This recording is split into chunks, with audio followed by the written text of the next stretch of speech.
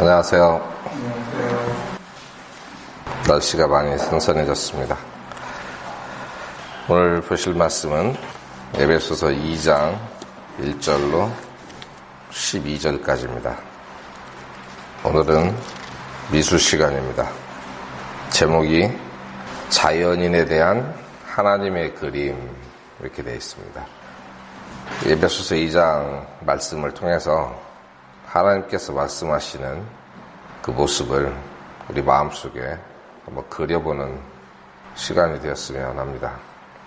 원래 본문은 2장 1절로 12절인데 시작할 때 1절과 2절 먼저 합독하고 나머지 말씀 살펴보도록 하겠습니다. 에베소서 2장 1절과 2절 합독하겠습니다. 또 그분께서 범법과 죄들 가운데서 죽었던 너희를 살리셨도다. 지나간 때에는 너희가 그것들 가운데서 이 세상의 행로를 따라 걸으며 공중의 권세 잡은 자, 통치자, 곧 지금 불순종의 자녀들 가운데서 활동하는 영을 따라 걸었느니라. 모든 성경과 마찬가지로 에베소서도 하나님의 영감에 입각해서 기록된 말씀입니다. 우리가 글로써 이 성경을 보지만 성경에서 묘사하는 그런 장면들을 하나씩 이 그림처럼 연상을 하면은 성경책은 그림책이 될 수도 있고 또 온 인류의 하나님의 가족의 앨범과도 같습니다. 그리고 이 사진들은 정말 충실하게 사실적입니다. 그리고 제목에서 말씀한 이 자연인이란 어떤 사람이냐? 첫째, 우리와 같은 그리스도인이 아닙니다. 다시 태어난 적이 없고 2장 3절에 지나간 때에는 우리도 다 그들 가운데서라는 말씀이 있는데 그들 가운데 거기에 속한 사람입니다. 이 사람들은 진노의 자녀들입니다. 그리고 고린도전서 2장 14절에서 지적하는 본성에 속한 사람입니다. 사도 바울이 에베소서에서 이 말씀을 기록한 것은 아마도 성도들에게 우리가 얼마나 기가 막힌 그 웅덩이에서 건져졌는지, 얼마나 무서운 죄들 가운데서 구원을 받았는지 그것을 상기시킬 필요가 있었기 때문이라고 생각이 됩니다. 바울이 에베소의 성도들에게 이런 마음을 가지고 이 말씀을 기록했다면 역시 우리에게도 때때로 우리가 어떤 상태에서 구원을 받았는지 되돌아보는 것도 또 필요하다는 그런 생각이 듭니다. 여기에서 묘사하는 그런 그 인류의 모습은 아주 타락한 모습입니다. 하나님의 은혜로 또 성령으로 거듭난 경험이 없는 모든 사람들의 사진을 보고 있다고 생각하시면 됩니다. 하지만 그 전에 이 에베소서 2장에서 말씀하는 하나님의 은혜를 맛보기 전에, 즉 하나님을 뵌 적이 없는 그 사람들의 모습이 창세기 6장 5절에 나오는데 바로 이 사람들이 자연인의 모습입니다. 그 사람들의 그림을 한번 보겠습니다. 창세기 6장 5절에 뭐라고 되어 있냐면요. 하나님께서 사람의 사악함이 땅에서 크고 또 그의 마음에서 생각하여 상상하는 모든 것이 항상 악할 뿐임을 보시고, 이렇게 기록이 되어 있습니다.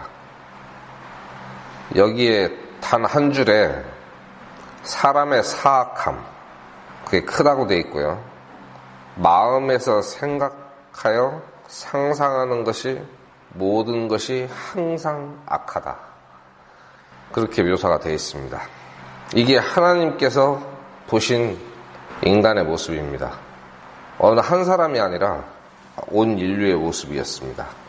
우리가 에베소서 2장 1절로부터 12절까지 그 말씀을 살펴보면은 우리가 구원받기 전에 어떠했는지, 과연 어떤 사람이었는지, 그리고 만약에 예수님을 떠난다면 어떤 모습이 되는지 살펴보는 것도 유익할 것으로 생각이 됩니다. 왜 그러냐면 때때로 우리가 생활에 쫓겨서 살다 보면 구원의 감사함을 잊을 때가 있습니다. 그리고 그 기쁨이 기억이 안 날 때도 있어요. 그래서 우리가 받은 이 구원의 가치를 새롭게 인식하기 위해서 이 말씀이 필요하다고 생각이 되어지고요. 아마 사도 바울도 비슷한 생각에 아마 이 서신서를 기록하지 않았을까 이런 생각해봅니다. 시편 14편 1절로 3절에 보면 이런 말씀이 있습니다. 어리석은 자가 마음속으로 이르기를 하나님은 없다 하였도다. 그들은 부패하여 가증한 일을 행하였으니 선을 행하는 자가 하나도 없도다. 주께서 깨달은 자나 하나님을 찾는 자가 있는지 보시려고 하늘에서부터 사람들의 자녀들을 내려다 보셨으되 그들이 다 치우쳐서 다 함께 더러운 자가 되고 선을 행하는 자가 없나니 단 한 사람도 없도다. 창세기가 한참 지난 다음에 하나님께서 한 민족을 택하셔가지고 자기 백성으로 삼으신 지가 상당히 오래된 시점에서 자기의 종 이 다윗을 통해서 영감을 주신 말씀에 선을 행하는 자가 없나니 단 한 사람도 없도다 그랬습니다. 프린트 이쪽으로 넘기시면 이사야서 1장 5절 6절 말씀이 있습니다. 이 백성들에 대해서 하나님께서 경고하시는 말씀입니다. 너희가 어찌하여 더 많이 맞으려 하느냐? 너희가 더욱더 반역하려 하는도다. 온 머리는 병들었고 온 마음은 기진하였으며 발바닥에서부터 머리까지 그 안에 성한 곳이 없이 상처와 멍과 곪은 종기뿐이거늘 그것들을 꿰매고 싸매고 향유를 발라 아픔을 달래지 못하였도다. 이 사람들의 상태예요. 이사야 64장 6절에 우리는 다 부정한 물건 같고 우리의 모든 의인은 더러운 누더기 같으며 우리는 다 잎사귀같이 시들므로 우리의 불법들이 바람같이 우리를 몰아갔나이다. 지난 시간에도 찾아봤던 말씀이죠. 여기 보면 우리의 죄가 아니라 우리의 의가 더러운 누더기 같다 이렇게 되어 있습니다. 죄는 여기서 지금 거론도 안 되고 있어요. 사람들이 자기가 의를 행한다고 하는 그 모습 자체가 깨끗한 옷이 아니라 더러운 누더기 같다고 되어 있습니다. 죄는 얼마나 더 더럽겠습니까? 에레미야 17장 9절에서는 마음은 모든 것보다 거짓되고 극도로 사악하니 누가 그것을 알 수 있으리요. 이 상태는 예수님이 오실 때까지도 개선이 되지 않았습니다. 예수님께서도 사람에 대해서 말씀하신 부분이 있는데 마태복음 15장 18절로 20절 말씀입니다. 그러나 입에서 나오는 그것들은 마음에서 나오며 그것들이 사람을 더럽게 하느니라. 마음에서 악한 생각, 살인, 간음, 음행, 도둑질, 거짓 증언, 신성모독이 나오는데 이것들이 사람을 더럽게 하는 것들이거니와 씻지 않은 손으로 먹는 것은 사람을 더럽게 하지 아니하느니라 하시니라. 그 다음에 로마서 1장을 보겠습니다. 너무 많아서 인쇄를 해놓지 않았는데 한번 읽어봐야 될 필요가 있습니다.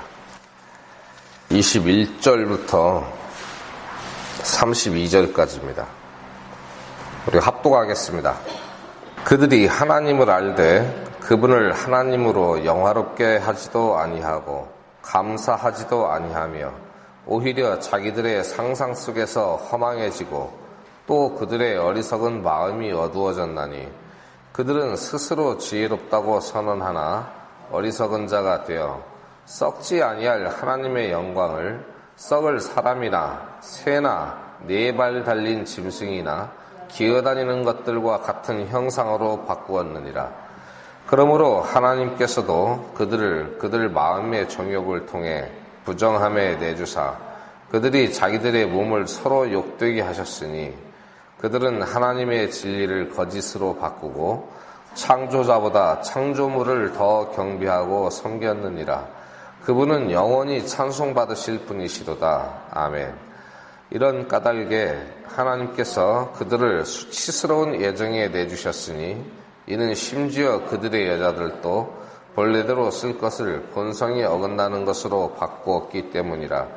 남자들도 이와 같이 본래대로 여자 쓰기를 버리고 서로를 향해 욕정이 불릴 듯하여 남자가 남자와 더불어 보기 흉한 짓을 행함으로 자기 잘못에 합당한 보응을 자기 속에 받았느니라.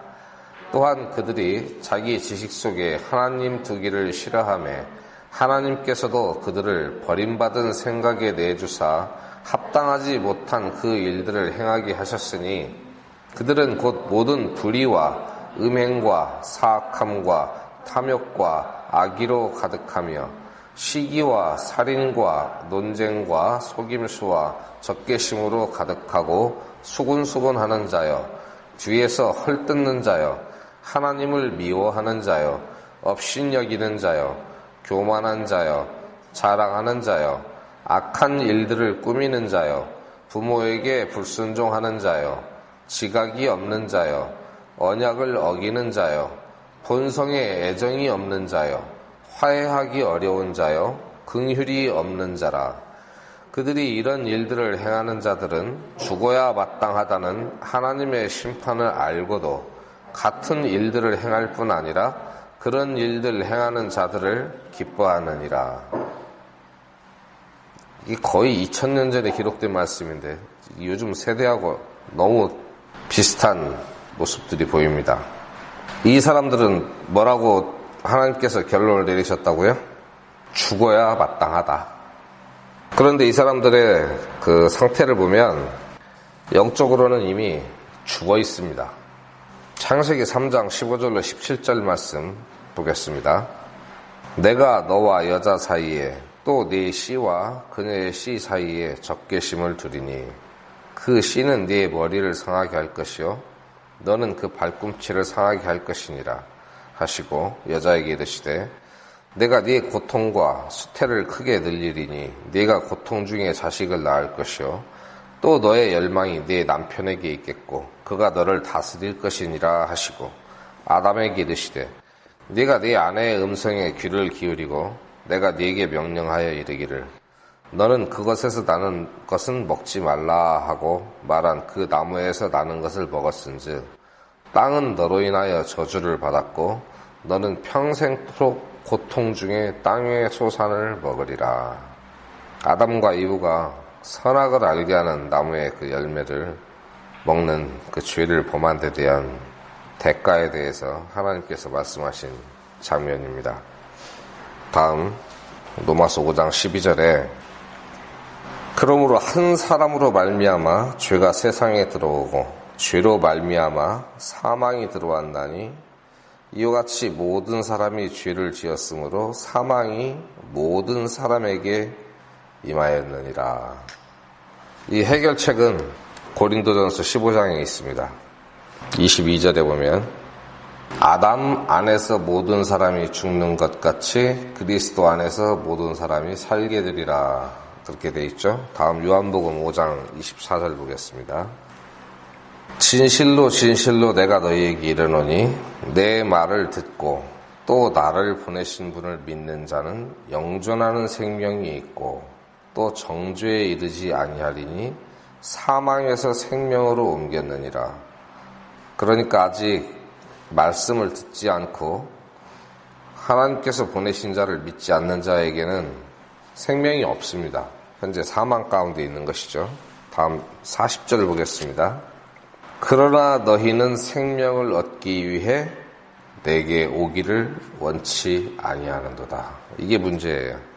하나님께서 우리의 죄를 지적하고 그대로 가면 죽는다. 너는 병들었다. 하나님께서 보내신 자를 믿어라. 별 말씀을 다 하셔도 안 돌아오는 거예요. 하나님께 돌아오기를 원치 않아요. 자기의 상태를 모르는 거죠. 모르니까 이 상태를 바꿔야 될 필요성도 느끼지 못합니다. 다음 요한일서 3장 14절과 5장 11절로 12절 그리고 에베소서 4장 18절 순서대로 보겠습니다. 우리가 형제들을 사랑함으로 사망에서 생명으로 옮겨간 줄을 우리가 알거니와 자기 형제를 사랑하지 않은 자는 사망 안에 거하느니라. 다음 요한일서 5장 11절로 12절입니다. 또 그 증언은 이것이니 곧 하나님께서 우리에게 영원한 생명을 주신 것과 이 생명이 그분의 아들 안에 있다는 것이니라. 아들이 있는 자에게는 생명이 있고 하나님의 아들이 없는 자에게는 생명이 없느니라. 다음 에베소서 4장 18절 말씀입니다. 그들은 지각이 어두워졌으며 그들 속에 있는 무지함과 그들 마음의 눈먼 것으로 인해 하나님의 생명에서 떨어져 있도다. 이제 그림이 비교가 되십니까? 이 말씀도 사실 조금 빨리 읽은 감이 있는데 시간 관계상 어쩔 수가 없습니다. 우리가 이 말씀들을 천천히 묵상하면서 머릿속에서 그 그림을 그려보시면 이 죽은 자들, 생명이 없는 자들의 모습이 어떤 것인지 상상이 됩니다. 육체적인 죽음은 우리 육체와 영혼이 분리된 것을 말합니다. 그런데 이 죽은 자들은 영적으로 죽어 있어요. 영적인 죽음이라는 것은 영혼이 하나님과 분리된 것입니다. 그래서 이 자연적으로 태어난 모든 인류는 영적으로 죽어 있습니다. 영적으로 죽어 있는 사람들에 대한 하나님의 심판은 마땅히 죽어야 한다. 그래서 2번 죽게 됩니다. 육신이 한 번 죽고 나중에 영혼도 영원한 불못에 들어가죠. 우리가 이 상태에 있었습니다. 자기가 스스로 자신을 돌아볼 때에는 나는 이 정도로 흉악하진 않다 생각할 수 있는데 이 범주 안에 다 들어있어요. 하나라도 해당이 되면 거기에 해당이 되는 것이죠. 이 사람들이 왜 이렇게 되었습니까? 그럼 그 마음속에 타고난 죄의 씨가 있는 것도 원인이지만 2절에 보면 우리가 찾은 본문 에베소서 2장 다시 돌아가겠습니다. 2장 2절에 지나간 때에는 너희가 그것들 가운데서 이 세상의 행로를 따라 걸으며 그것들 가운데서 이 세상의 행로를 따라 걸었다. 이것은 뭐냐면은 이 세상이 하는 대로 그냥 따라 살았다는 것입니다. 유행을 따르고 풍습을 따르고 그 시대의 법을 따르고 세상 사람들이 봤을 때는 그냥 무난한 모범적인 시민일 수도 있습니다. 하지만 이 세상의 기준에 따라 살면서 하나님의 기준을 생각하지 않는 사람, 즉 회개하지 않는 사람, 이 사람들이 그것들 가운데서 그냥 세상의 행로를 따라서 살았어요. 이 세상이 가는 길. 그 가운데는 그 세상이 정한 죄도 있고 그 세상 사람들이 즐기는 쾌락도 있고 그 세상 사람들이 좋아하는 옷도 있습니다. 요즘 말하는 패션, 유행. 이 사람들에 대해서 마태복음 7장과 시편에 있는 말씀을 비교를 해보겠습니다. 마태복음 7장 13절로 14절 말씀. 너희는 좁은 문으로 들어가라. 멸망으로 인도하는 그 문은 넓고 그 길이가 넓어 거기로 들어가는 자가 많고 생명으로 인도하는 그 문은 좁고 그 길이 좁아 그것을 찾는 자가 적으니라. 세상 사람들이 가는 길은 멸망으로 인도하는 문이고 그 길이 넓습니다. 그리고 많은 사람이 그 길로 가고 그 문으로 들어갑니다. 거기에서 빠져나오라고 권면하고 계시는 것이죠. 다음 시편 1편 말씀입니다. 경건치 아니한 자들의 계획대로 걷지 아니하고 죄인들의 길에 서지 아니하며 조롱하는 자들의 자리에 앉지 아니하는 사람은 복이 있나니. 여기서 보면은 경건치 아니한 자들 나오고 죄인들 나오고 조롱하는 자들 있죠. 이 사람들이 세상 사람들이에요. 그냥 이 사람들 특별히 죄의식 없습니다. 평범한 사람들입니다. 이런 사람들과 함께 계획하지 않고 같은 길에 서지 않고 이 자들이 앉기를 좋아하는 자리에 앉지 않는 사람은 복이 있나니 그랬습니다. 이어서 읽겠습니다. 그는 주의 율법을 기뻐하며 그분의 율법을 밤낮으로 묵상하는도다. 그는 물 있는 강가에 심은 나무 곧 제철에 열매를 맺는 나무 같으며 그의 잎사귀 또한 시들지 아니하리로다. 그가 하는 것은 무엇이든지 형통하리로다. 경건치 아니한 자들은 그렇지 아니하며 오직 바람에 날리는 겨와 같도다. 그러므로 경건치 아니한 자들이 심판대에 서지 못하며 죄인들이 의로운 자들의 회중에 들지 못하리니 의로운 자들의 길은 주께서 아시나 경건치 아니하는 자들의 길은 망하리로다. 경건치 아니한 자들은 심판대에 서지 못하며 이것은 하나님 앞에 설 수 없다는 거예요. 아예 하나님 앞에 가지를 못합니다. 그리고 절대 의로운 자들의 회중에 들어오지 못합니다. 그럼 어디로 가겠어요? 지옥으로 가는 것이죠. 그리고 이 사람들은 망하리로다 그랬습니다. 하나님께서 말씀하신 것은 반드시 이루죠. 이 사람들의 상태예요. 그리고 거기서 빠져나와라. 그리고 그 사람들의 길을 따라가지 않는 사람들이 복 있다. 그런 말씀들이 있습니다. 그리고 2절에 하반절에 보면 이 사람들의 특징이 또 나오는데 이 세상의 행로를 따라 걸으며 공중의 권세 잡은 통치자 곧 지금 불순종의 자녀들 가운데 활동하는 영, 이 영을 따라서 걸었습니다. 살았다는 얘기예요. 즉 마귀에게 순종하고 살았다는 겁니다. 자기들은 그냥 세상 사람들이 다 하는 대로, 믿는 자들이 혹시라도 잘못된 것을 지적하면 나만 그렇게 사냐? 모든 세상이 다 이러고 사는데 이게 죄라고 하면은 어떻게 세상을 살아라는 말이냐? 이렇게 대답하죠. 그게 마귀의 통치에 순종하고 있는 모습입니다. 보통 말하는 이게 자연인이에요. 사람들이 말하는 인류. 그리고 이 중에는 뭐 사회적 약자도 있어요. 권력자도 있고. 똑같아요. 다 마귀에게 순종하고 있습니다. 그래서 이 자연인이라는 존재는, 그것들은 기본적으로 사탄의 지배를 받습니다. 왜 그러냐면 우리 첫 번째 부모, 아까 창세기에서 우리 찾아봤죠. 아담과 이브가 사탄에게 굴복했을 때 그 거짓말을 듣고 따랐죠. 거짓말을 듣고 거기에 속아서 따라간 건 뭐예요? 사탄에게 순종한 거예요. 그래서 하나님께서 주신 이 세상의 통치권을 사탄에게 뺏겼습니다. 그리고 그때부터 사탄에게 지배를 받기 시작했어요. 이 사탄은 하나님의 적이고 그리스도의 적이고 구원받은 성도들의 적입니다. 적의 지배를 받고 있다는 거예요. 이 사탄에 대해서는 공중의 권세 잡은 자라고 되어 있습니다. 그 사탄의 영역이에요, 공중이. 그리고 대단히 활동적입니다. 그리고 전문적입니다. 한 가지 직업에 6,000년 동안 종사했기 때문에 이런 전문가가 없어요. 어떤 일에 전문적입니까?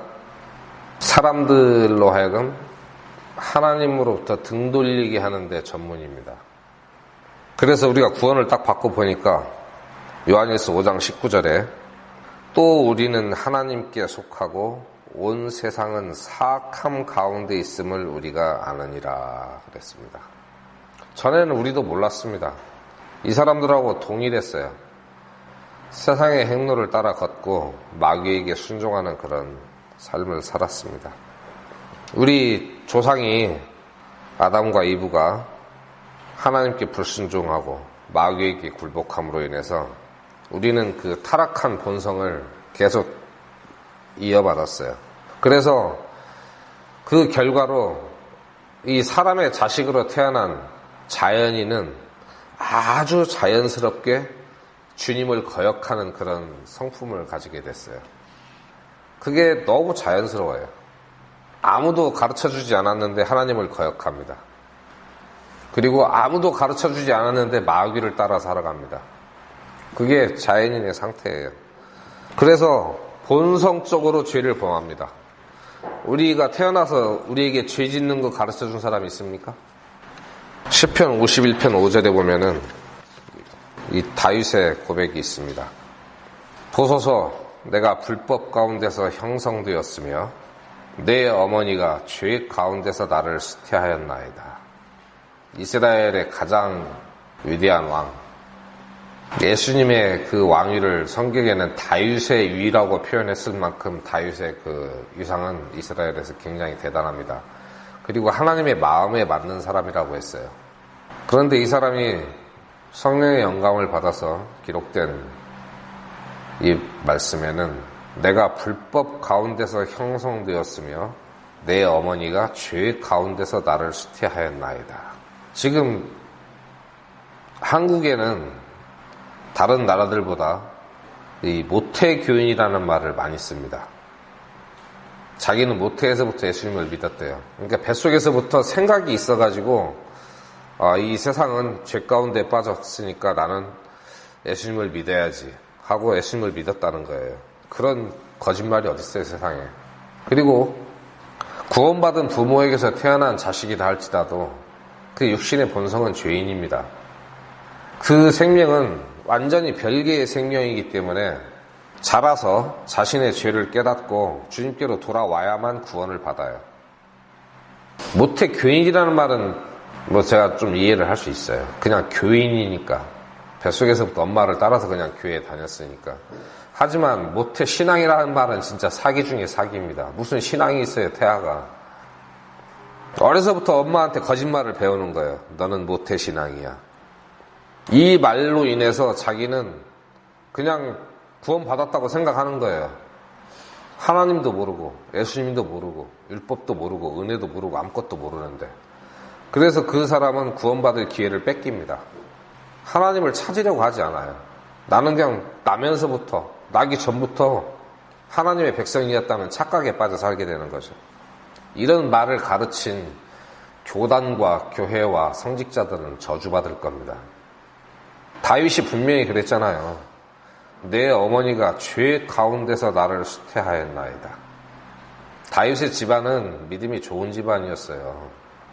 하나님께서 대언자를 그 집에 보내서 그 집 아들 중에 하나를 왕으로 삼으라고 했을 때에는요, 아무데나 보내지 않습니다. 요한의 집안도 경건한 집안이었고요. 예수님의 양친 부모, 육신의 양친 부모도 다 경건한 집안 사람들이었어요. 현대 기독교인들보다 나름대로 율법 잘 지키고 세상 사람들의 평가로는 더군다나 하나님께서 보시기에 의로운 사람들이었어요.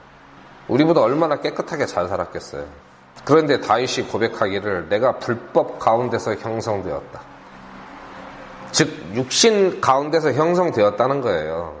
육신 자체가 불법이니까 항상 죄만 생각하잖아요. 그리고 아담과 이브의 그 타락한 본성을 물려받은 육체 가운데서 태어났으니까. 그리고 내 어머니가 죄 가운데서 나를 수태하였나이다. 죄와 불법은 똑같은 겁니다. 같은 말을 반복하는 거예요. 우리가 알 수 있는 아주 합당한 말이 있어요. 그게 뭐냐면은 모태 교인이나 모태 신앙 말고 모든 애기들에게 적용할 수 있는 합당한 단어가 있는데 그게 뭐냐면은 모태 죄인입니다. 모태 안에서부터 죄인이에요. 그래서 이 죄인들은 태어나면서부터 이 육신의 욕망을 만족시키기 위해서 살기를 원합니다. 그리고 그 욕망과 그 생각을 따라갑니다.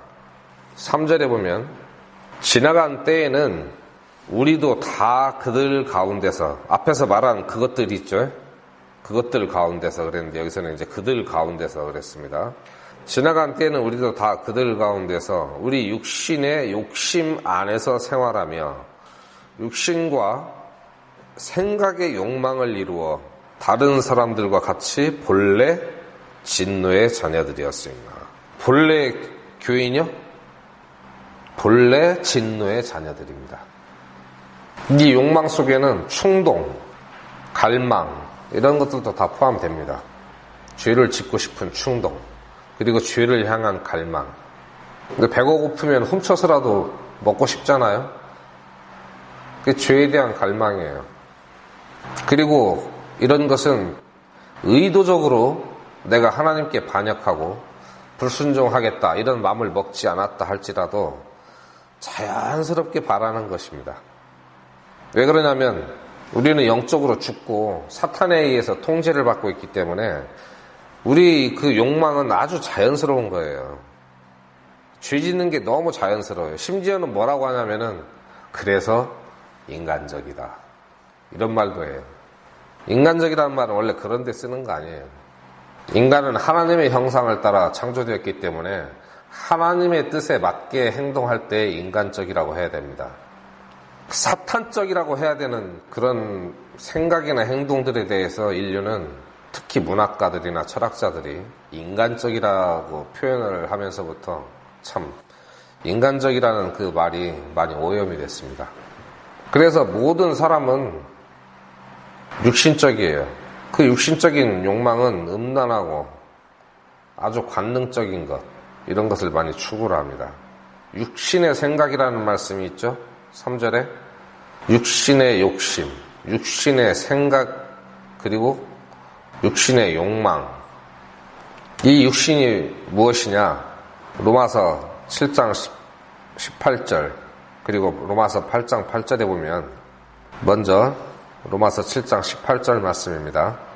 내 아내라고 말하는 것은 곧 내 육신 안에 그렇게 돼 있죠. 내 안에 곧 내 육신 안에 선한 것이 거하지 아니하는 줄을 내가 아노니 원함은 내게 있으나 선한 그것을 어떻게 행할지는 내가 찾지 못하노라. 살다 보면은 선한 사람들이 많이 있습니다. 이 세상에도 선한 일을 많이 해요. 그런데 그런 사람들은 원래 좀 착하거나 보통 사람들에 비해서 원래 좀 착하거나 교육을 많이 받아서 사람이 사는 도리를 배워서 의도적으로 그렇게 행동을 하는 사람들이 있어요. 그게 옳은 길이라고 믿고. 이런 사람들은 대체적으로 이제 선한 사람들이죠. 대체적으로. 그런데 사람들이 이제 착각하는 게 뭐냐면은 살인범이나 흉악범이 어쩌다가 착한 말을 하거나 착한 일을 하나 하면은 손뼉을 치면서 와 저런 사람 안에도 선함이 있구나 하면서 그걸 아주 상당히 높이 평가를 해요. 그런데 근본적으로 그 사람은 선을 행할 능력이 없습니다. 생각은 가끔 나요. 나도 착하게 살고 싶다. 그래서 어깨에다가 이렇게 문신도 새기고 착하게 살자 하는데 착하게 살 수 있는 능력이 없어요. 그 사람들은. 마음은 있는데 항상 행동은 나쁜 쪽으로 갑니다. 하나님의 말씀에는 선한 것이 없다고 되어 있어요. 육신 안에는. 그래서 정말 선을 행하는 사람들 보면은 자기네 육신의 이익을 돌아보지 않습니다. 많은 희생이 따라요. 그래서 사랑에는 희생이 따른다 그러는 거예요. 그리고 8장 8절에 그런즉 이와 같이 육신 안에 있는 자들은 하나님을 기쁘게 할 수 없느니라. 내가 아무리 선하게 살고자 한다고 하더라도 거듭나지 못한 사람은 육신 안에 있어요. 그 사람은 하나님을 기쁘게 할 수가 없습니다. 왜? 기본적인 생각이 사탄의 생각이거든요. 그럼 사탄이 어떻게 선을 행할 수 있느냐? 사탄도 빛의 천사를 가장한다 이렇게 되어 있습니다. 착하게 보이고 싶은 거죠. 남들에게. 근데 착하게 보이기 싫은 사람도 있어요. 사회적으로는 남에게 착한 사람으로 보이기 싫어하는 사람보다는 착한 사람처럼 보이고 싶어하는 사람들이 유익이 되죠. 그런 사람들을 많이 칭찬하고 표창도 주고 합니다. 그런 그 선함, 의로움 이런 것들은 성경에 뭐라고 되어 있어요? 아까 우리가 찾아 읽어봤죠. 누더기 같다. 하나님 보시기에 누더기 같아요. 이 사람들은 육신에 속한 사람이고 육신에 속한 사람은 진노의 자녀입니다. 3절의 끝에 나오죠. 본래 진노의 자녀들이었으나 그랬습니다. 이것은 본질적으로 모든 사람이 이미 정죄를 받았고 사망 선고를 받았다는 것을 말씀합니다. 이 밑에 쭉 기록해놓은 성경 구절들 하나씩 읽어보면서 이 진리를 어떻게 성경에서 강조하고 있는지 살펴보기를 바랍니다.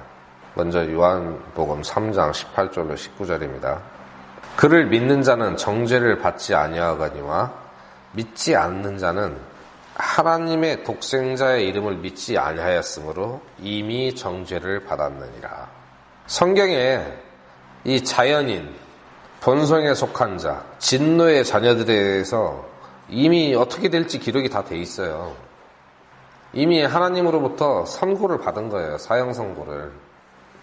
지금 말씀을 전했는데 안 믿었으니까 너는 하나님의 진노 속에 들어간다. 이게 아니에요. 온 인류가 다 하나님의 진노 안에 있어요. 이미 선고를 받았어요. 죽어야 마땅하다고 돼 있잖아요. 사형 선고를 다 받았어요. 그 상태에서 예수님을 믿게 되면은 거기서 건져내서 정죄를 받지 않는 거예요.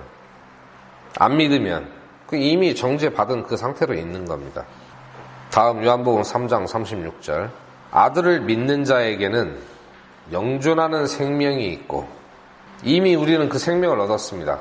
믿었기 때문에 앞으로 얻을 것이라는 말씀이 아니에요. 믿는 자는 즉시로 영존하는 생명을 얻습니다. 그래서 그 생명이 있고, 이 과거형으로 말씀하시는 거죠. 아들을 믿지 않는 자는 생명을 보지 못하며 보지도 못한대요. 당연히 얻지도 못하겠죠. 하나님의 진노가 그 위에 머물러 있느니라. 그 머리 위에 하나님의 진노가 머물러 있어요. 항상 따라다닙니다. 언제 죽어도 이상하지 않아요. 다음 로마서 1장 18절로 20절 말씀. 이건 좀 같이 읽겠습니다. 심심하시죠?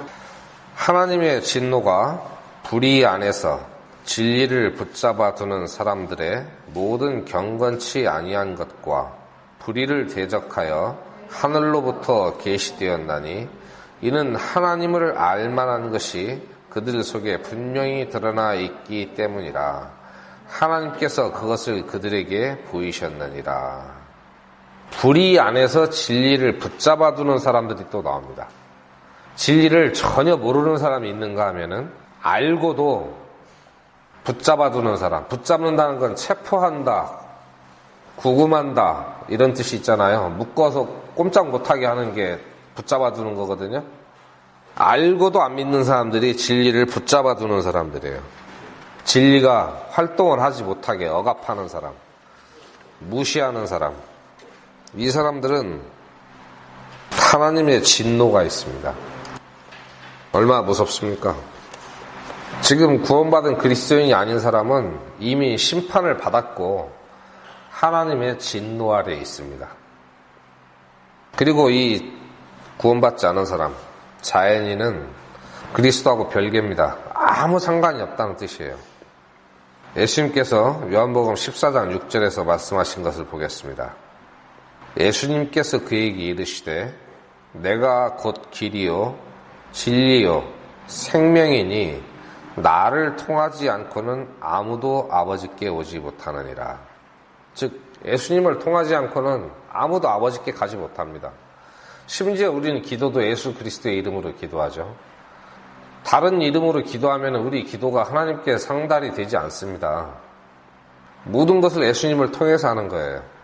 오늘날 전 세계에 수백만 혹은 수억, 수십억이 될 수도 있죠.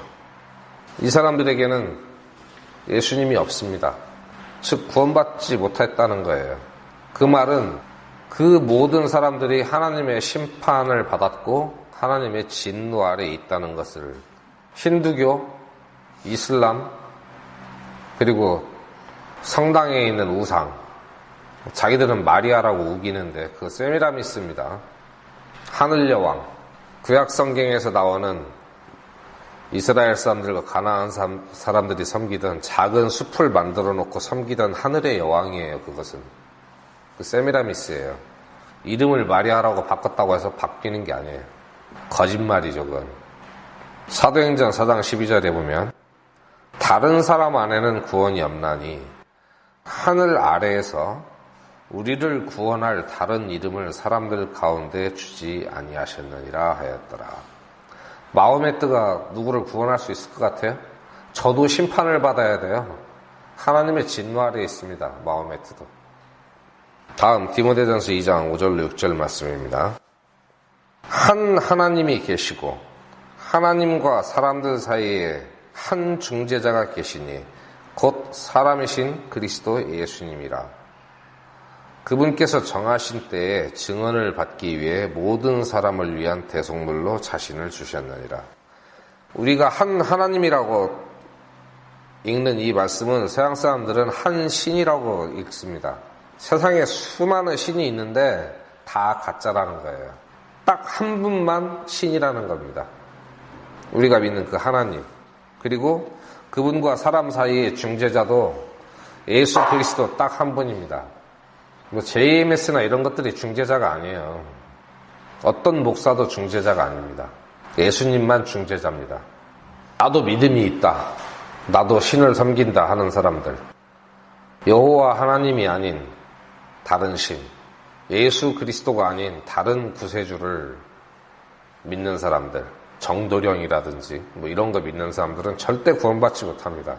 앞으로 심판받는 게 아니에요. 이미 심판을 받았고 하나님의 진노 아래에 있어요. 그게 그냥 자연인의 상태예요. 우리도 그 속에 있었어요. 무엇을 믿었든 안 믿었든 간에. 예수 그리스도가 없는 사람은 전부 하나님의 심판을 받고 정죄 아래에 있는 거예요. 이 사람들은 당연히 하늘의 시민권이 없습니다. 거듭나지 못한 사람. 이 사람들은 영적인 난민이에요. 난민들 아시죠? 국적이 없어요. 어디에서도 영주권이나 시민권을 얻지 못하고 떠돌아다니는 사람을 난민이라고 하잖아요. 그 사람은 나라도 없고 하늘의 가정도 없어요.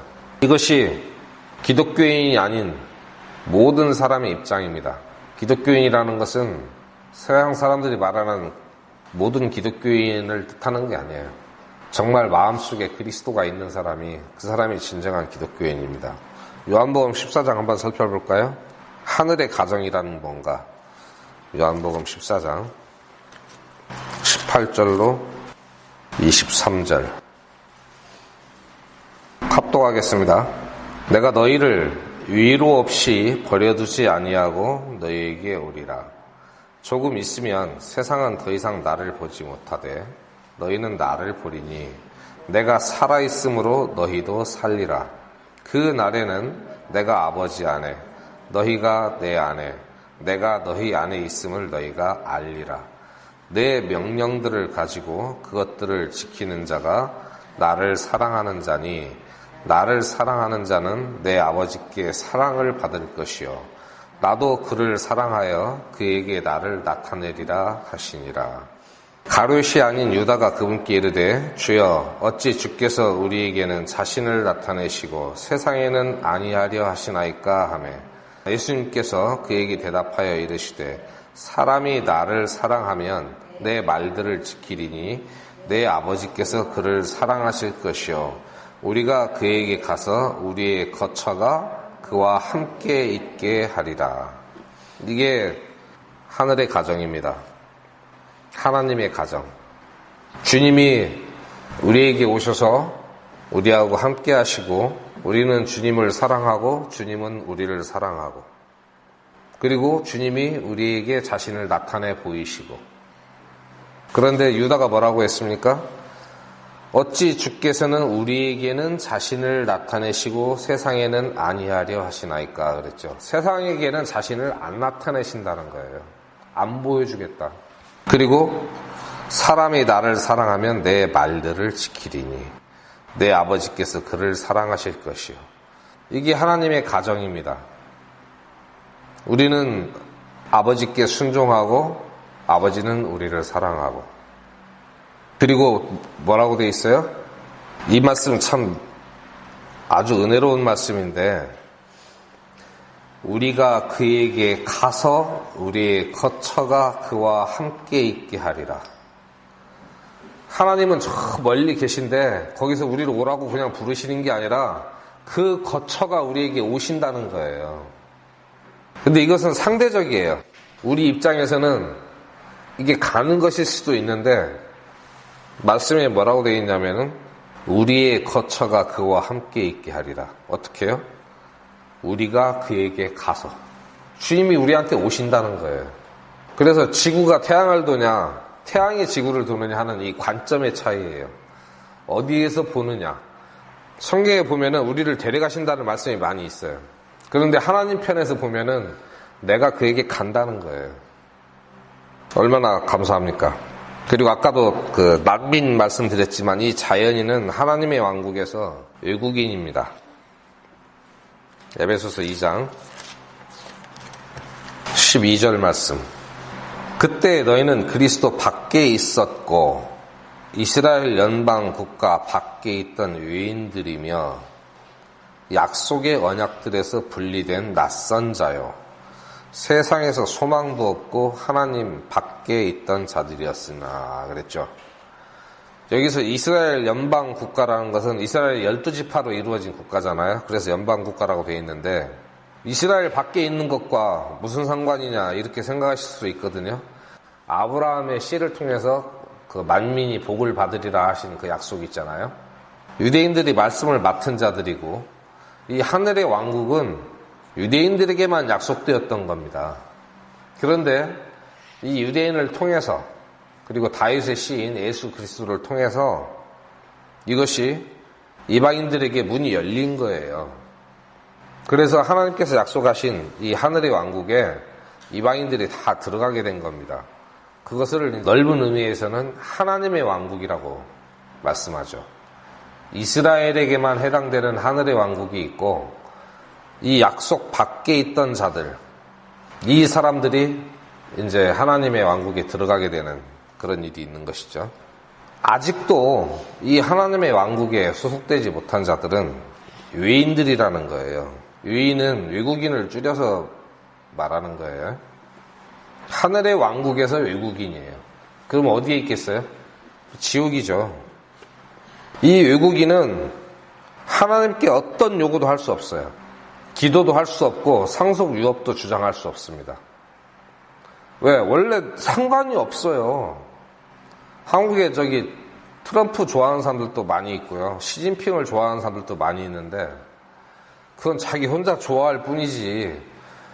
시진핑 좋아하는 사람이 중국 정부에다가 나한테 뭘 해달라고 요구할 수 있어요? 못하죠. 국적이 중국인이 아니니까. 트럼프를 아무리 좋아하는 사람도 미국 정부에 나를 보호해달라고 요구할 수 없어요. 국적이 미국인이 아니니까. 어떤 권리도 없어요. 국경을 막아서 못 들어오게 한다고 해도 항의할 권리가 없는 거예요. 그 나라 사람이 아니니까. 인류 중에 수많은 비율이 아주 높은 비율로 영원한 불못에 들어가게 될 건데 하나님께 아무것도 원망하거나 요구할 권리가 없어요. 자기들이 시민권을 준다고 할 때 안 받았잖아요. 거절하고 조롱하고 욕했잖아요. 외국인이에요. 그 사람들은 예수 그리스도의 믿음을 소유한 그런 신앙을 통해서 예수님과 가족이 된 사람들만 하나님하고 관계가 있어요. 즉 아버지의 말씀에 순종하고 아버지는 우리를 사랑하시고 하는 그런 관계. 그게 그리스도인이에요. 이 사람들은 쫓겨납니다. 마태복음 22장 11절로부터 13절에 보면 왕이 손님들을 보러 들어올 때 거기서 결혼식 예복을 입지 아니하는 한 사람을 보고 그에게 이르되 친구여 어찌 내가 결혼식 예복을 입지 않고 여기 들어왔느냐 하니 그가 아무 말도 못하거늘 이에 왕이 종들에게 이르되 그의 손발을 묶고 그를 데려다가 바깥 어두움에 내던지라. 거기서 슬피 울며 이를 갈미 있으리라 하니라. 이건 비유인데요. 예복은 뭡니까? 예복이 그게 구원이에요. 그리스도로 옷 입은 자, 그리스도로 옷 입은 자만 이 혼인잔치에 들어갈 수 있어요. 그리고 여기서 친구요 그랬는데 친구를 어떻게 내다볼 수 있느냐 그러죠. 이거는 그냥 의례적으로 인사로 하는 말이에요. 진짜 친구가 아니고. 그 다음에는 어떻게 됩니까? 누가복음 13장 25절 26절에 집 주인이 한번 일어나 문을 닫으면 너희가 밖에서 문을 두드리기 시작하며 이르기를 주여 주여 우리에게 열어주소서 하여도 그가 너희에게 응답하여 이르되 나는 너희가 어디에서 왔는지 알지 못하노라 하리라. 한 번 문이 닫히면 이방인의 그 죄악이 충만해서 이 복음이 다시 이제 이스라엘로 돌아가고 복음의 문이 딱 닫혀요. 그리고 7년 환란 기간 동안에 이스라엘의 대언자 14만 4천이 일어나서 온 세상에 복음을 전할 겁니다. 그때라도 믿어야 돼요. 그때는 그 환란 성도라고 합니다. 그런데 그때마저도 넘기고 안 믿게 되면은 이제 문이 닫힙니다. 완전히. 그때는 아무 소망이 없습니다. 죽으면 돼요. 이 사람들은 자기를 구원할 힘이 당연히 없죠. 무기력합니다. 지옥에서 빠져나갈 힘도 없어요. 그래서 인간에게 그리스도가 없다, 예수님이 없다 하는 것은 곧 그 사람이 절망적인 상태에 있다는 것을 뜻합니다. 때때로 의사가 환자에게 그런 말을 할 때 있죠. 더 이상 손을 못 댈 상태. 집에 가서 가족들하고 인사 나누시고 주변을 정리하시죠. 좋게 말해서 그렇게 말을 해야 될 때가 있어요. 노골적으로 말을 하면 당신은 끝났습니다.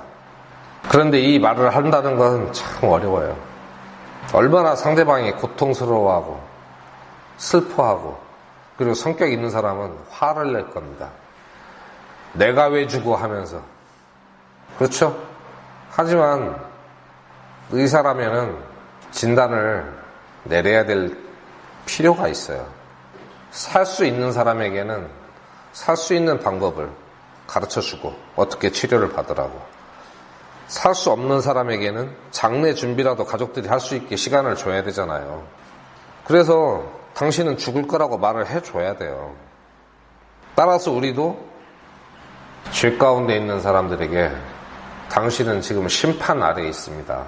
이대로 가면은 하나님의 진노로 인해서 영원한 불못에 들어가게 될 겁니다. 그걸 말을 해줘야 돼요. 그래야 준비를 하죠.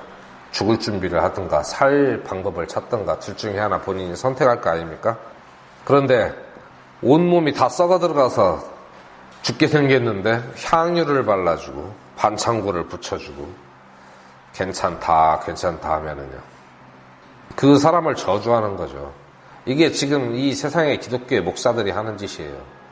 자기 교회 성도가 예수님의 그 십자가의 피를 믿고 죄사함을 받은 사실이 없는데, 즉 구원받은 사실이 없는데도 불구하고 그냥 11조나 헌금만 많이 갖다 주면은 성도님은 복 받으실 겁니다. 이런 사기꾼들. 우리가 그런 사람들한테 걸리지 않은 게 참 천만다행이고 하나님께 감사해야 됩니다. 우리는 말을 해줘야 돼요. 정확하게. 당신은 이대로 가면 죽습니다. 요한복음 8장 21절과 24절 보겠습니다. 먼저 21절. 그때 예수님께서 다시 그들에게 이르시되 나는 내 길로 가나니 너희는 나를 찾다가 너희 죄들 가운데서 죽겠고 내가 가는 곳에 너희가 오지 못하리라 하시며. 24절. 그러므로 내가 너희에게 말하기를 너희는 너희 죄들 가운데서 죽으리라 하였노니 너희가 만일 내가 그인 줄 믿지 아니하면 너희 죄들 가운데서 죽으리라 하시니라. 이거 예수님이 직접 하신 말씀이에요. 예수 그리스도를 안 믿으면 너희 죄들 가운데서 죽는다. 예수님을 믿는다는 게 뭐예요? 내가 죄인인 것을 알고 회개하고, 병든 자라야 의사가 필요하고 죄인이라야 구세주가 필요한 거예요. 내가 아프지 않다고 믿는 사람은 의사가 필요 없어요. 의사도 그 사람 필요 없어요. 내가 죄인이라는 사실을 아주 통절히 깨닫고 주님 앞에 회개하고 예수 그리스도의 피를 믿음으로 받아들이지 않은 사람은 죄인입니다. 죄 가운데서 죽습니다. 그냥 영접기도 했다고 해서 예수님을 믿는 게 아니에요. 내가 믿기로 작정했다고 해서 믿는 게 아니에요.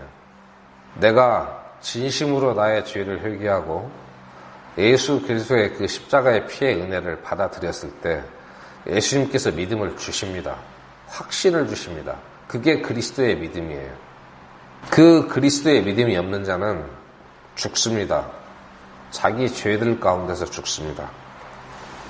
그리고 이 사람은 아까 그리스도와 별개라고 그랬죠. 아무 관계가 없다고. 또 다른 표현이 있는데 하나님 밖에 있다 하는 말씀이 있어요. 예수님이 없는 사람은 당연히 하나님이 없습니다. 누가복음 12장 16절로 21절에서 보면 아주 부유한 농부가 나옵니다. 그 사람은 자기를 위해서 보물을 쌓아두고 하나님께 대해서는 부유하지 못한 자입니다. 누가복음 12장 24절 말씀 보겠습니다. 여기에서 우리는 까마귀를 보는데 읽겠습니다. 까마귀들을 생각해보라.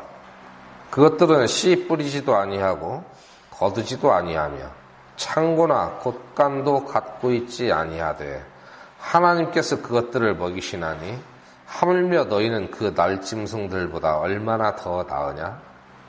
부유하고 하나님이 없는 사람과 곶간도 없고 씨도 안 뿌리고 거두지도 않는 날짐승 까마귀하고 비교를 해봤을 때 이 까마귀에게는 하나님이 있고 이 부유한 농부에게는 하나님이 없어요.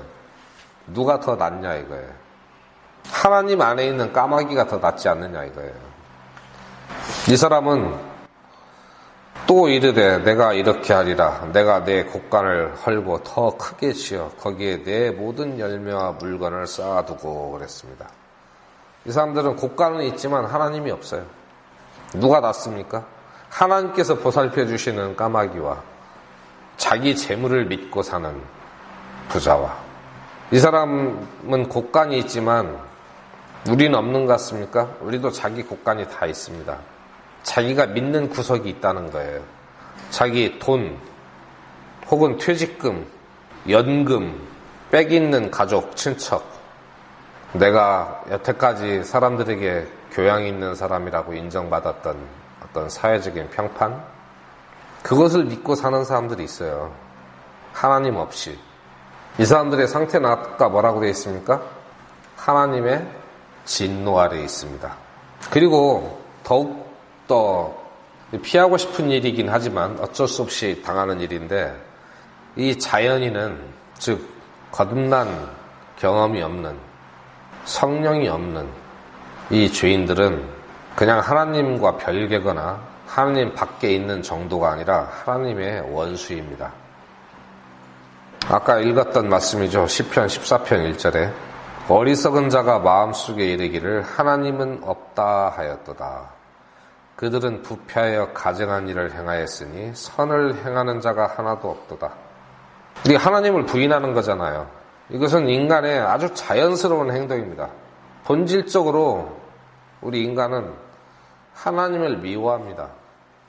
이게 이 본성에 속한 인간에 대한 하나님의 그림입니다. 하나님이 우리 인간에 대해서 견적을 내셨는데 그게 뭐냐면은 본질상 인간은 사탄의 지배 아래에서 잃어버린 자이고 무력하고 죄들로 인해서 완전히 파멸되어서 구세주, 우리 예수님이죠. 구세주와 성령으로 중생하게 하는 일이 필요합니다. 중생이 거듭났다 다시 태어났다 그 뜻이에요. 이런 죄인들, 우리의 이 약하고 추한 모습, 이런 본질에도 불구하고 하나님은 우리를 사랑하십니다. 에베소서 2장 4절로부터 7절 본문 말씀 합독하겠습니다. 긍휼이 풍성하신 하나님께서 친히 우리를 사랑할 때 보여주신 자신의 크신 사랑으로 인하여 심지어 우리가 죄들 가운데서 죽었을 때에 우리를 그리스도와 함께 살리셨고 너희가 은혜로 구원을 받았느니라. 또 함께 일으키사 그리스도 예수님 안에서 우리를 하늘의 처소들에 함께 앉히셨으니 이것은 그분께서 그리스도 예수님을 통해 우리에게 베푸신 친절 속에 담긴 자신의 은혜의 지극히 풍성함을 다가오는 시대들 속에서 보여주려 하십니다. 얼마나 감사한 일입니까? 바울이 에베소의 성도들에게 알게 하고자 원했던 내용들입니다. 우리가 얼마나 기가 막힌 죄 구덩이에서 구원을 받았는지 상기하고 감사를 회복할 수 있는 그런 시간을 주고자 했던 것 같습니다. 우리에게도 동일한 은혜가 주어지기를 바랍니다. 그리고 우리는 살아가면서 많은 결정을 합니다.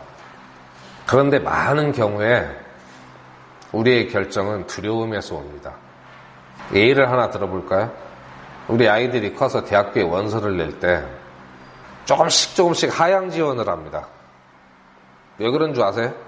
경쟁률 센 학교에 원서를 집어넣었다가 떨어질까봐 두려워서 낮은 곳으로 집어넣는 거예요. 그 행동을 결정하는 요인이 뭔지 아세요? 그게 두려움입니다. 그리고 우리가 어떤 일을 하거나 사업을 할 때 항상 실패할 것을 두려워서 어떤 결정을 내리는 경우가 많아요. 실패할 걸 두려워해요, 항상. 그래서 안전한 쪽을 찾죠. 그런데 실패할 게 두려운데도 불구하고 위험한 결정을 내릴 때가 있어요.